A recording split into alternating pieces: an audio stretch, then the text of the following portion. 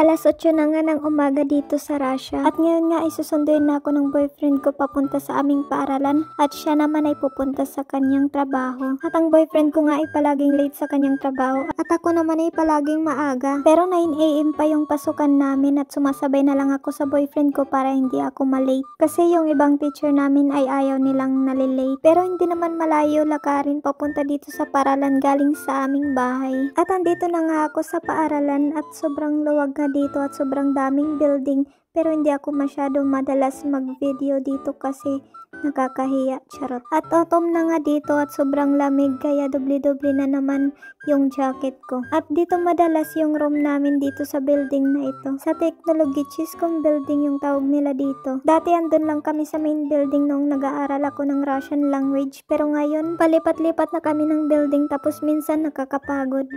At dito lang pala ako palagi nag-aantay, pero mahina yung signal dito kaya minsan naglalakad-lakad ako habang hindi pa open yung room namin. At nakasalubong ko pala itong pusa na ito na palaging nasa room namin. Kasi dito sa Russia, mahihilig talaga sila sa pusa. Tapos yung mga kaklase ko naman lahat sa kanya nakatingin, habang yung teacher nga namin ay nakangiti lang. At ngayon nga ay pupunta muna ako sa ibaba sa toilet. At minsan nga natatakot ako pumunta dito kasi walang masyadong tao. Kasi maaga pa at dito lang yung toilet na pang babae. At mabuti nga kasi meron din sila nito para ilagay sa gilid ng bowl. At mayroon ding tissue.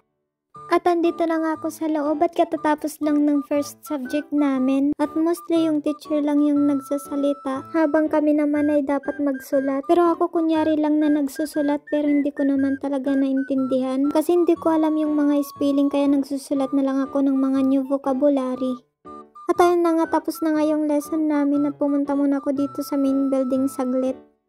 At andito na nga yung boyfriend ko para sunduin ako at sabay kaming uuwi. At dalawa nga lang yung subject namin ngayon. And half day lang yung pasok namin at minsan naman whole day. At duman nga muna kami saglit dito sa Wildberries para kunin yung jacket na in-order ng boyfriend ko para sa snowboarding. At andito na nga ako sa bahay at kakain muna ako ng spaghetti. Kasi kanina pa maingay yung tiyan ko, char. At yung boyfriend ko ay kumain na pala at nandun na siya sa kanyang work. And that's all for today's video lang naman. Thank you for watching. See you on my next video.